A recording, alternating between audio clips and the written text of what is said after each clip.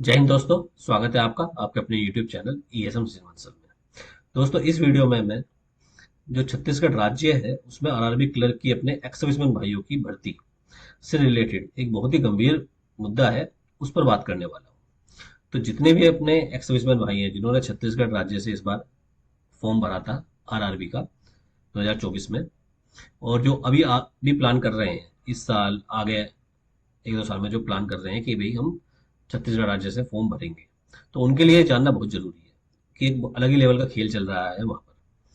तो 1 जनवरी को जब रिजल्ट आया था, 1 जनवरी 2025 को, तो तब हमने देखा था कि 32 वैकेंसी थी अपने एक्स सर्विसमैन भाइयों की, जिसमें से केवल 3 ही लोग उन्होंने सेलेक्ट किए थे।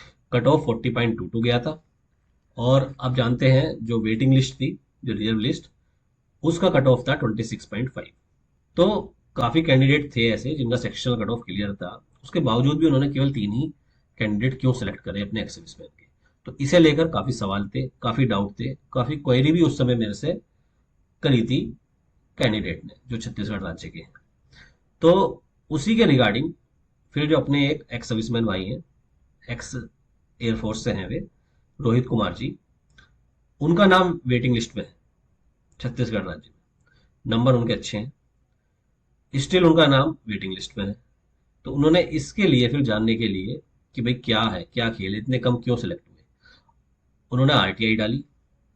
और केवल इस साल का ही नहीं, उन्होंने पिछले साल का भी इसके द्वारा जाना कि भाई लास्ट ईयर क्या क्या कंडीशन थी, मतलब लास्ट 2-3 सालों में कितनी वैकेंसी थी और कितने सेलेक्ट हुए थे, वेटिंग लिस्ट कितने लोगों की क्लियर हुई थी। तो उसके बाद उन्होंने राज्य ग्रामीण बैंक, जो छत्तीसगढ़ राज्य ग्रामीण बैंक है, वहां पर भी बात की फोन पर। तो इन सब का जो कंक्लूजन जो आया वही मैं आपके साथ शेयर करूंगा।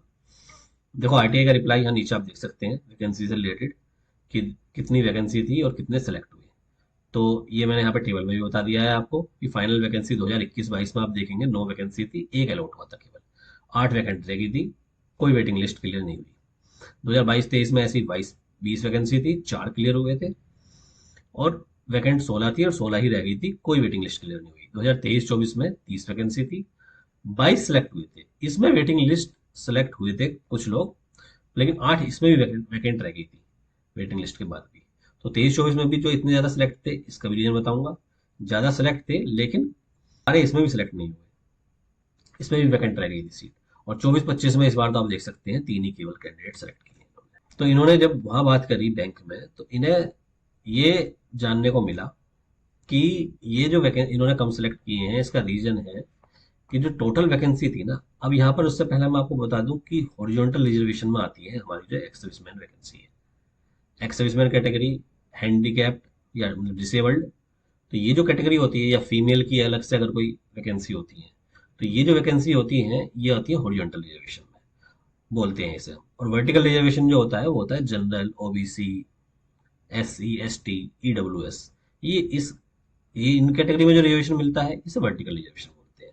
तो इनसे अलग जो ये हॉरिजॉन्टल रिजर्वेशन में disabled ex serviceman, disabled ex serviceman, ये सब आते हैं। तो उनका कहना ये है कि हम जानते हैं कि IBPS में, आरआरबी में, SBI में हॉरिजॉन्टल रिजर्वेशन के अगेंस्ट में फिर इनके अंदर भी फिर वर्टिकल रिजर्वेशन नहीं होता है, और कहीं एग्जाम में होता है लेकिन इनमें नहीं होता है। हॉरिजॉन्टल के अंदर वर्टिकल का मतलब है कि जैसे एक्स सर्विसमैन की वैकेंसी है, तो मान लिया अगर वो 40 वैकेंसी है, तो उसमें भी वे अगर इसे बाइफरकेट कर दें कि भाई इसमें 20 वैकेंसी जनरल की हैं, 10 ओबीसी की हैं, 4 SC की, 4 ST की, ऐसे। तो ये होता है कि हॉरिजॉन्टल के अंदर भी वर्टिकल रिजर्वेशन, इस तरह का प्रोविजन कुछ एग्जाम में होता है, लेकिन यहाँ पर हम जानते हैं इसमें नहीं होता है ये। IBPS में भी, आरआरबी में भी, SBI में, SSC में, SSC CPO में केवल दिल्ली पुलिस में होता है ये। ठीक है, तो वहां ये चीजें लेकिन मेंशन रहती है, जिस भी एग्जाम में रहता है ये चीजें मेंशन रहती हैं नोटिफिकेशन के अंदर। तो यहाँ ना आप इसके नोटिफिकेशन देखेंगे, नोटिफिकेशन में इस तरह का कोई बाइफिकेशन नहीं मिलेगा आपको, ना ही इसके रिगार्डिंग कोई और बात मिलेगी। और दूसरे राज्य में भी, केवल छत्तीसगढ़ को छोड़ दीजिए आप, और जो राज्य हैं वहां पर भी इस तरह के रिजर्वेशन की, मतलब हॉरिजॉन्टल रिजर्वेशन के अंदर वर्टिकल रिजर्वेशन की कोई बात नहीं करेगी। अब उनका क्या कहने का मतलब है, उनका कहने का मतलब ये है, जब उन्होंने फोन पर बात करी, तो जब उन्होंने बात करी तो उनका ये कहना है कि जो नोटिफिकेशन में वैकेंसी है उसमें अगर आप देखेंगे, जैसे 2021-22 में, 22-23, इसमें ओबीसी की जो वैकेंसी थी वो नील वैकेंसी थी, जीरो वैकेंसी थी।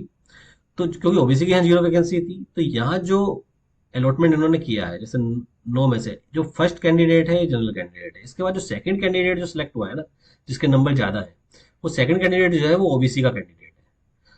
तो इसलिए सेकंड, क्योंकि इधर जब 0 वैकेंसी है वर्टिकल एलिवेशन में ओबीसी की, तो उसी का क्राइटेरिया मान के ये बोल रहे हैं कि भाई इसी के बेसिस पर, क्योंकि जब इधर 0 वैकेंसी है, तो इसीलिए हमने एक्स सर्विसमैन में भी जो सेकंड कैंडिडेट है वो ओबीसी कैंडिडेट था, जिसके सेकंड हाईएस्ट मार्क्स थी, तो इसलिए ना हमने उसे सेलेक्ट किया, और उसके नीचे जितने भी है ना, ऑटोमेटिकली उन सबको भी रिजेक्ट कर दिया उन्होंने। ऐसा ही केस 2022-23 में हुआ, 0 वैकेंसी थी, तो इधर जो 4 कैंडिडेट थे ये अनरिजर्व कैटेगरी के हैं एक्स सर्विसमैन के अंदर, उसका जो 5वां कैंडिडेट था ना वो ओबीसी कैटेगरी का आ गया। तो वो एक्स सर्विसमैन में जो ओबीसी कैटेगरी का था 5वां कैंडिडेट, उसके नीचे फिर चाहे कोई जनरल कैंडिडेट भी क्लियर कर रहा हो, इन्होंने उसे भी सिलेक्ट नहीं किया। यहाँ 22 सिलेक्ट हुए हैं क्योंकि लास्ट ईयर वैकेंसी थी ओबीसी की, कुछ वैकेंसी थी, उसी के रिगार्डिंग यहाँ पर थोड़ा सिलेक्शन हमें देखने को मिला।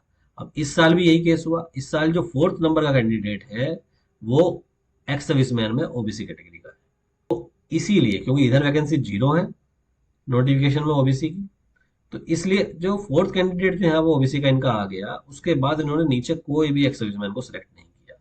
और उनसे जो बात करने पर पता चल रहा है कि ये है कि अभी वेटिंग लिस्ट में बहुत से कैंडिडेट हैं हमारे छत्तीसगढ़ राज्य के, जो इंतजार कर रहे हैं कि उनका वेटिंग लिस्ट में नाम आएगा। तो मैं बता दूं, जो बात करके उनसे अंदाजा लगा है, आगे भी वेटिंग लिस्ट किसी की क्लियर नहीं होने वाली है। ठीक है, इस वीडियो का पर्पस क्या है, देखो, एक तो मुझे लगा, उन्होंने मुझसे बात करी रोहित जी ने, और मुझे लगा कि हाँ ये टॉपिक ऐसा है, ये जानना चाहिए आप लोगों को, और जो आगे प्लान कर रहे हैं छत्तीसगढ़ राज्य में आरआरबी एग्जाम देने का, तो उन्हें ये जरूर टॉपिक जानना चाहिए। और रोहित जी इसको लेकर शायद कोर्ट केस करने की तैयारी कर रहे हैं। तो मैं चाहूंगा, मैं उनका नंबर, रोहित जी का नंबर कमेंट में मेंशन कर दूंगा, तो मैं चाहूंगा आप उनसे कांटेक्ट कीजिए, और जो भी उनकी आगे की लड़ाई है उसमें उनका साथ दीजिए, जो भी छत्तीसगढ़ राज्य में से एग्जाम देने वाले हैं या जिनका नाम वेटिंग लिस्ट में है, तो वे जरूर उनसे जुड़े, और उनका आगे का जो जो भी है केस, तो वो देख ही रहे हैं, वो सब देख रहे हैं, लेकिन उन्हें और जो इस तरह की जो हेल्प चाहिए वो आप जिनसे जितना हो सकता है उतना आप देखिए, ठीक है, उन्हें सपोर्ट कीजिए, तो इसमें फायदा आप लोगों को ही होने वाला है। वेटिंग लिस्ट में आपका क्लियर होगा, आपकी जॉब लगेगी। तो दोस्तों, उम्मीद है आपको मैटर क्लियर हो गया होगा, ये क्या मैटर है, क्या खेल चल रहा है वहां पर। और फिर भी अगर कुछ डाउट रह जाता है तो आप रोहित जी से कांटेक्ट कीजिए, और जो भी जिस तरह का जो भी डाउट है वे आपका क्लियर करेंगे, और आगे उनकी क्या इसके रिगार्डिंग प्लानिंग है वो भी आपके साथ शेयर करेंगे। तो जितना हो सकता है उन्हें सपोर्ट कीजिए, क्योंकि किसी एक की लड़ाई नहीं है ये, जितने भी वेटिंग लिस्ट में है सबको ही फायदा मिलेगा इसका। जितना मुझसे होगा मैं भी आप लोगों के साथ हूँ, और पूरी उम्मीद है इस लड़ाई में आगे रिजल्ट जो है पॉजिटिव ही आएगा। तो मिलते हैं अगली वीडियो में। धन्यवाद। जय हिंद।